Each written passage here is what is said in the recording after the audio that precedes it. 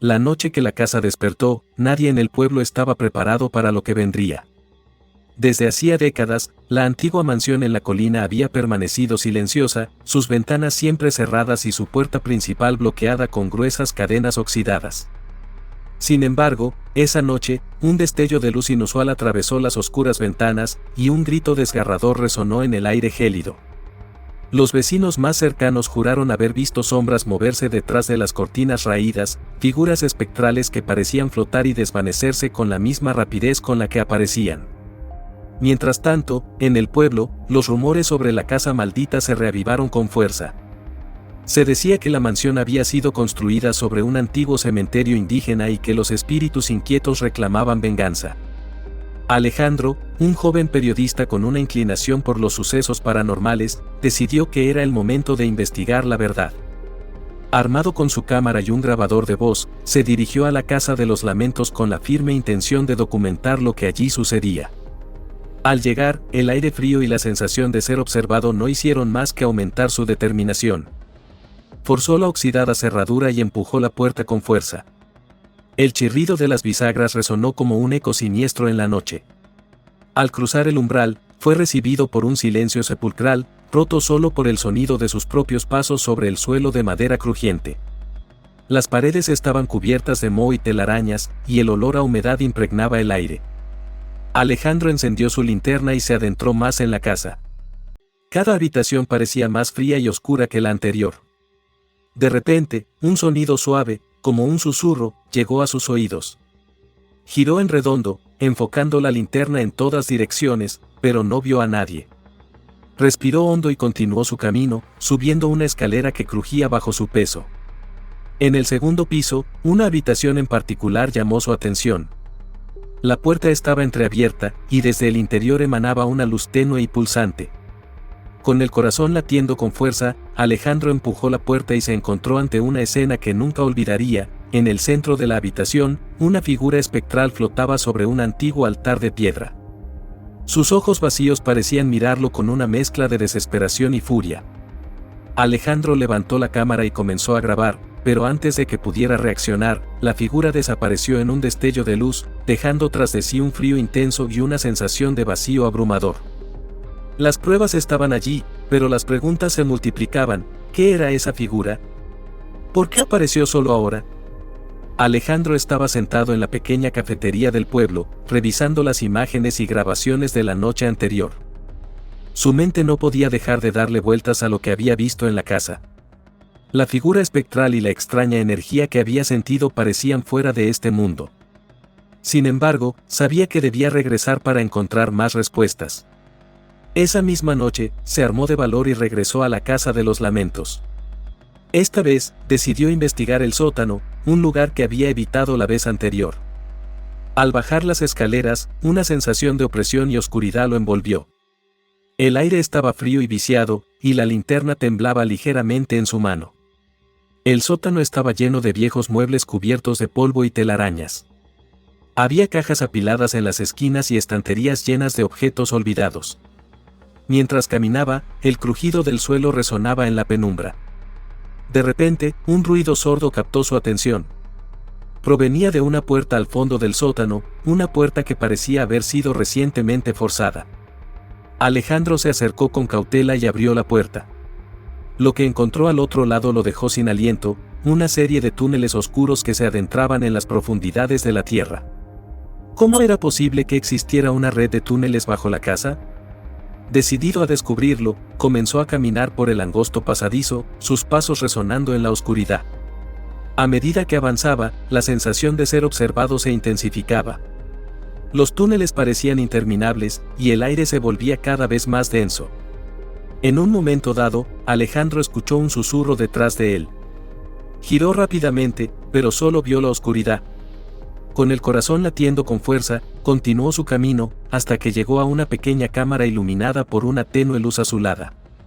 En el centro de la cámara, una figura encapuchada estaba de pie junto a un antiguo pedestal de piedra. Alejandro levantó la cámara y comenzó a grabar, pero la figura levantó la cabeza y, con una voz profunda y resonante, le habló. Has llegado hasta aquí buscando respuestas, pero lo único que encontrarás es el eco de tus propios temores. Alejandro sintió un escalofrío recorrer su cuerpo. ¿Quién era esa figura y cómo sabía de su presencia?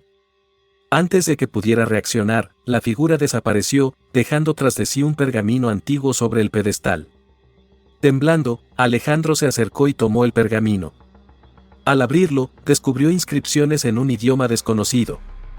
Con el pergamino en mano, regresó al sótano y subió rápidamente las escaleras. Sentía que cada sombra y cada ruido lo perseguían.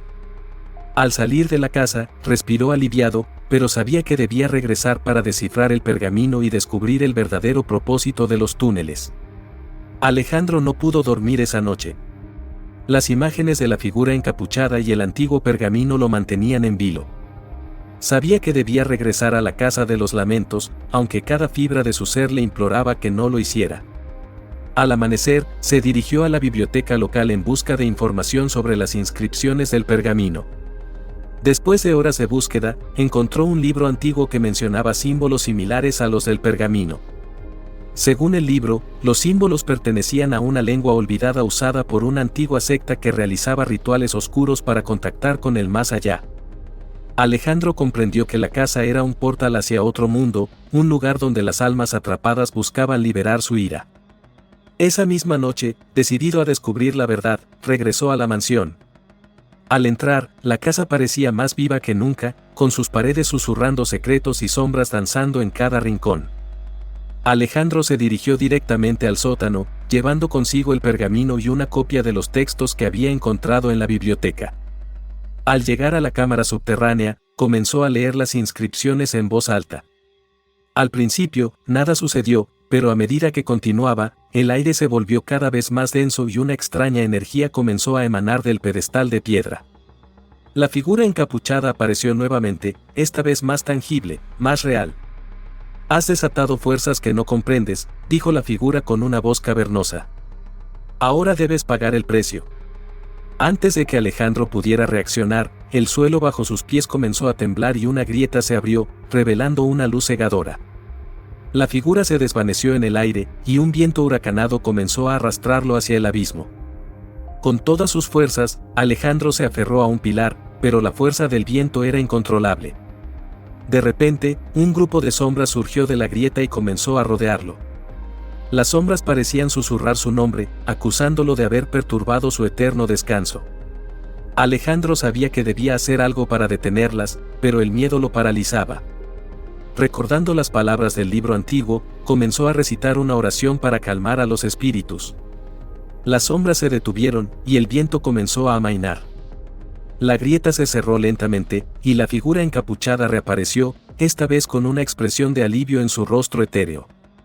Con una última mirada, la figura se desvaneció, dejando a Alejandro solo en la cámara. El joven periodista sabía que había logrado apaciguar a los espíritus, pero también comprendía que la casa nunca volvería a ser la misma. Mientras Alejandro se recuperaba de la experiencia, algo llamó su atención, un antiguo diario empolvado que se encontraba en una repisa olvidada. Al abrirlo, descubrió que pertenecía al último propietario de la casa, un hombre llamado Joaquín Álvarez, conocido por ser un hombre de ciencia obsesionado con la vida después de la muerte. Las páginas del diario estaban llenas de teorías y experimentos oscuros. Según el diario, Joaquín había construido los túneles para realizar rituales que le permitieran comunicarse con los espíritus.